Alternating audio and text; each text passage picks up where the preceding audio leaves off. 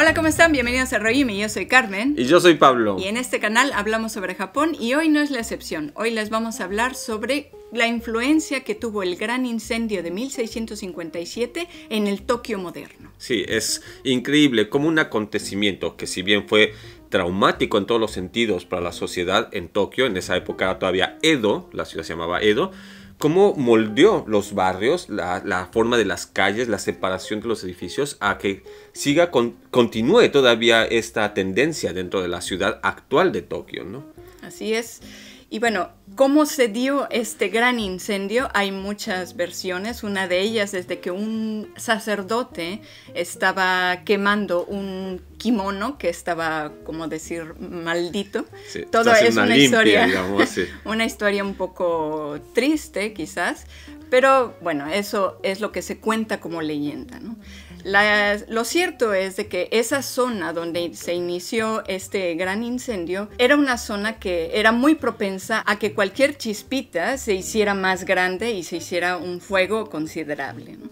Y es que hay que considerar que ya en esa época, en Edo, la gran mayoría de las construcciones estaban hechas a base de madera. Incluso los grandes palacios, llamémosle, o templos principales, pues todo era madera. Ya era muy común los pisos en tatami, que es prácticamente un tipo de fibra basada en varias cosas, pero incluyendo arroz y algodón, fibras de arroz, que pues prácticamente todo esto seco puede encender rapidísimo y se volvía incontrolable. Obviamente ya en esa época había lo que diríamos las brigadas de bomberos, pero eran brigadas privadas. O sea, eran brigadas que tenían algunos señores feudales, algunos nobles, más que señores feudales, nobles, que servían para cuidar sus propios terrenos, sus palacios y así. No era una cuestión pública. Y ya Edo, en ese tiempo, Edo, era una ciudad bastante numerosa, o sea, bastante poblada. Era una ciudad muy poblada, donde pues cualquier errorcito podía causar problemas. Y creció muy rápido, además, ya desde esa época, porque fue cuando cambiaron la capital de Japón, de Kioto, a Tokio. Y esto causó que en muy poco tiempo mucha gente se asentara y se perdiera un poco el control de dónde sí, dónde no, y en qué modo sí y en qué modo no, ¿no? Este se cuenta como uno de los incendios más grandes que hubo, porque digamos que al ser una ciudad poblada, pues sí había uno que otro incendio por algunas partes donde estas brigadas podían acabar con ellos, ¿no? Pero como gran incendio, como acabar con toda la ciudad, fue uno de los más importantes, ¿no? Y bueno, este incendio duró 3 días y lo complicado también de la situación era de que en ese momento, que era marzo, corren los primeros vientos de primavera y que son considerablemente fuertes. Tokio siendo, bueno, en este caso Edo, siendo una planicie, o sea, no hay nada que detenga el aire, los vientos son mucho más fuertes. Entonces, ya viendo llamas, el fuego se aviva con todo este aire y complica las cosas, ¿no? Sí, este incendio además se precipitó entre varios barrios muy rápidos. Empezó en el barrio de Hongo, en el antiguo barrio de Hongo, pero prácticamente en menos de un día ya se había extendido hasta la zona de Ginza, que está prácticamente a las puertas del Palacio Imperial, básicamente, ¿no? Entonces, inmediatamente empezaron las alarmas, la gente empezó a entrar en pánico, además de todo, porque todo estaba muy cerrado. Obviamente sí hubo gente que pudo salir de la ciudad, sí hubieron esfuerzos para apagar el incendio, pero fue un constante quemar con el viento, y la ciudad de Tokio, Edo, Tokio en ese tiempo tenía 400,000 habitantes, lo cual dificultó mucho. Y hay muchos ríos también que pasan por la zona, o muchas vertientes del mismo río también, y pocos puentes para que todo el mundo pudiese salir rápidamente, más bien, Así ¿no? es, estas brigadas antiincendios estaban muy poco equipadas y eran muy poco personal, tenían muy pocas manos para poder acabar con estos incendios, ¿no? Entonces lo complicó aún más. Lo complicado del segundo día fue que el viento empezó a soplar hacia el otro lado, ¿no? Entonces él empezó a consumir más parte de la ciudad. Así es, o sea, empezó empujándolo hacia un lado, lo cual contagió hacia parte que iba hacia el mar, saliendo de tierra hacia el mar. Pero después, al segundo día, cambió el viento. Quizás por el mismo calor del incendio, empezó a cambiar el viento y volvió a empujar el fuego sobre lo que ya había secado, lo que ya había quemado, y requemó lo que estaba quemándose y se expandió hacia dentro de la ciudad, ¿no? Ya como dato, para el final del incendio se calcula que 3/4 de la ciudad se perdió en las llamas y 3/4 de edificaciones, ¿sí? Porque la población también sufrió bastante. De hecho, se puede decir que fue incontable las pérdidas humanas. Se perdieron edificios tan importantes como mismas edificaciones del Palacio Imperial. O sea, no era algo que solamente afectó a la gente pobre. Se quemaron palacios de muchos nobles. Fue un shock para toda la sociedad de Edo. No era una cuestión de que los pobres no pudieron hacer nada y los ricos pues, sí. No, aquí le pasó a todos parejo.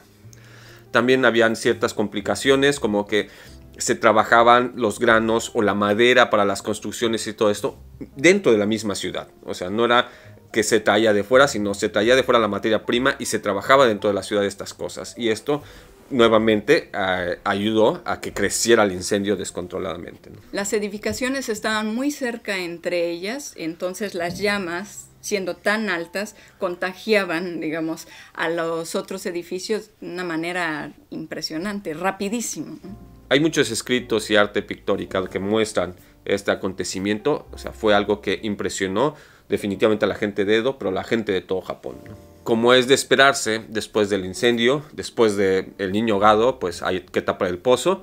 Podría ser algo que uno diría fue muy tarde, pero estas acciones que surgieron después del incendio han prevalecido todavía en la cultura de prevención de Japón. Y bueno, pues prácticamente al día siguiente de que se controló el incendio, el shogunato, impuso varias ordenanzas, varias leyes para prevenir en un tiempo futuro este tipo de desastres. Y bueno, como habíamos dicho, los escuadrones de bomberos hasta ese momento eran algo privado, eran algo de los nobles. Y era algo que ellos mismos se pagaban para cuidarse ellos mismos. Pero inclusive estos escuadrones que estaban dentro de todo bien pagados, bien entrenados, pero muy limitados, muy limitados en personal y en equipo, no fueron suficientes. Incluso se calcula que se quemaron unos 500 palacios dentro de la ciudad de Edo. A lo que el shogun ordenó que estos se hicieran equipos, digamos, o grupos de brigadas antiincendio por zonas un poco más desperdigadas, digamos, por la ciudad. Y ya estas respondían a algo más parecido a una brigada de bomberos pública moderna, ¿no? Inicialmente, obviamente, se ocupó mucho de la experiencia y de los cuerpos de bomberos que ya tenían estos nobles, pero también se empezaron a reclutar voluntarios, pero digamos eran voluntarios inclusive de simplemente vigilar durante todo el día y noche en diferentes rondas que no hubiesen incendios. O sea, la gente patrullaba constantemente las calles en modo voluntario para prevenir cualquier señal de incendio. Inmediatamente todos poder actuar juntos. También se empezó a hacer más profesional el cuerpo de bomberos, obviamente. No sé si han visto estas imágenes donde están los bomberos antiguos japoneses tradicionales que están en una escalera vertical o en un palo vertical y de arriba se dan vueltas, se acomodan, se ponen de arriba, de cabeza y todo esto y llevan las cubetas muy rápido. Todo esto empezó con esta reforma del shogun, que lleva incluso a la actualidad de Japón, que puedes ver los bomberos modernos haciendo unas cosas impresionantes en un tiempo récord. Es fascinante ver los videos, quizás estaremos compartiendo, ¿no?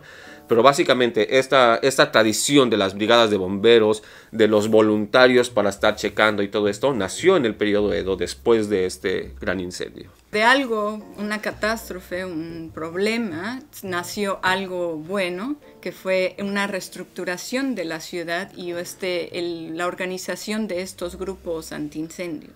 Y bueno, otra de las reestructuras que se hicieron fue que los palacios de los señores feudales se hicieron más alejados unos de otros y más alejados incluso del castillo Edo, ¿no? del castillo imperial. Lo que marcaría un estilo digamos, en zonas aristocráticas en la ciudad. Sí, básicamente si uno ve el mapa de Tokio actual, se podrá dar cuenta que ciertos edificios de gobierno, palacios, no se diga templos y santuarios, quedaron todos alejados entre ellos y especialmente alejados del mero centro, donde está el Palacio Imperial, incluso hasta 2 kilómetros de distancia.